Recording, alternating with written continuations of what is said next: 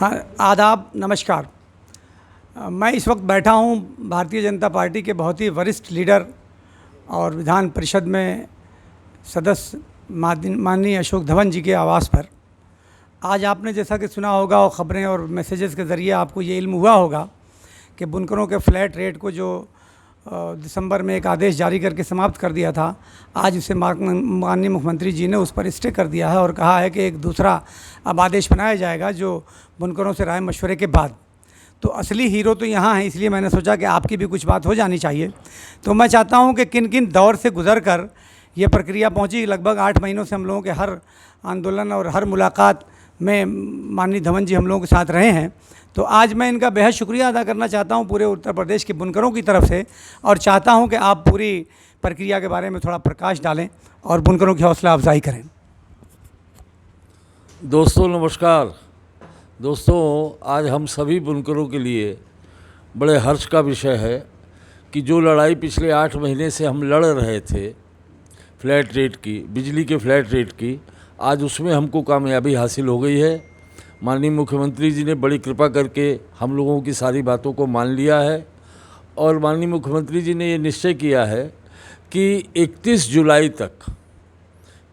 जुलाई तक flat rate के हिसाब से जो पुराना फ्लैट रेट चला आ रहा था उसी के अनुसार सारे बिल बनेंगे, सारी बिलों में सुधार किया जाएगा।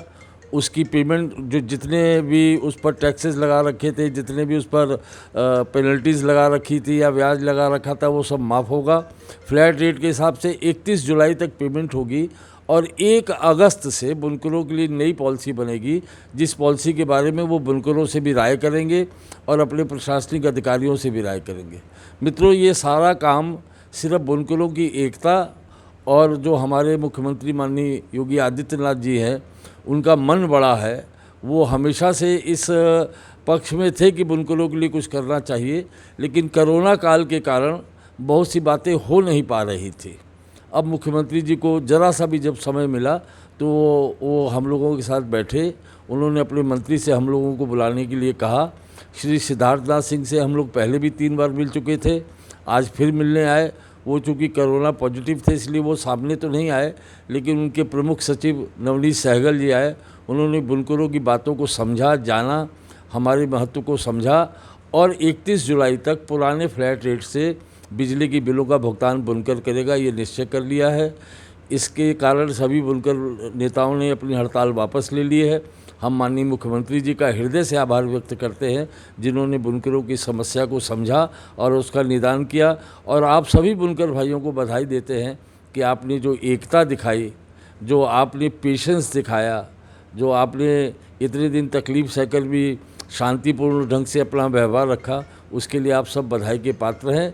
और दोस्तों, अब नए ढंग से व्यापार शुरू होगा। परमात्मा करे हम लोग का व्यापार अच्छा चले, सभी बुनकरों की तरक्की हो, यही भगवान से प्रार्थना है। और ये बताइए कि जो पुराना बकाया दिखाया जा रहा है, शो किया जा रहा है, वो सब वो सब खत्म हो जाए। वो सब रेट का पैसा जमा है पूरा उनका। हाँ, बस वो पुराना जितना लाखों लाख बकाया फालतू दिखाया जा रहा है, जिसका बुनकरों से कोई मतलब नहीं है, वो सारे बिल ठीक किए जाएंगे। उन्हीं के नाम पर कुछ लोगों की आरसी कटी हुई है, तो क्या हुआ? नहीं, वो आरसी वापस हो जाएगी। जिनके कनेक्शन कटे हुए हैं वो कनेक्शन जोड़ दिए जाएंगे। किसी के खिलाफ अगर मुकदमा कायम है तो वो वापस ले लिया जाएगा। ये सारी बातें मुख्यमंत्री जी के निर्णय के बाद नवनीत सहगल जी ने हम लोगों से कही है और ये सब बातें, कोई बुनकर को कोई कष्ट नहीं होगा, बिल्कुल निश्चित रहे, बुनकर को कोई कष्ट नहीं होगा। मतलब ये माना जाए कि बुनकरों की जो सबसे बड़ी समस्या थी, हाँ, वो उसका फ्लैट रेट की बात ही होगी। तो आगे किस तरह की जो आपको अंदाजा है, देखिए, आगे जो बात होनी है वो किस तरह से लागू होगी बुनकरों की? सरकार से हमने ये मांग की है कि बुनकरों की जिस भी व्यवस्था पर आप जब भी विचार करें जी, हम बुनकरों की ये राय है कि फ्लैट रेट पर विचार करें।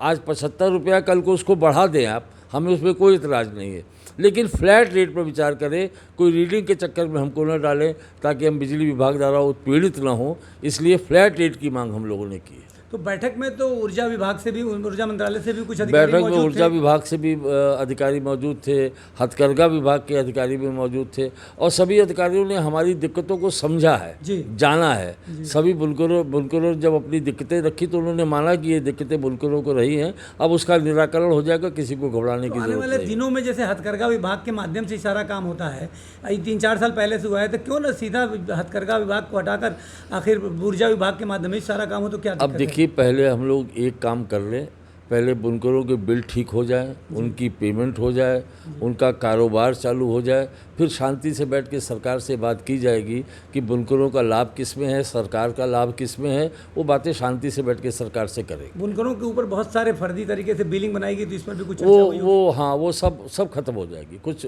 फर्जी तरीके का कोई बिल रह नहीं जाएगा, सब समाप्त हो जाएगा। चलिए, तो बहुत बहुत शुक्रिया आपका। ये थे आदरणीय अशोक धवन जी। और इन लोगों का बुनकर समाज जितना भी शुक्रिया अदा करे आपका वो कम है, इसलिए मैं कहते हैं कि एकता में अनेकता है।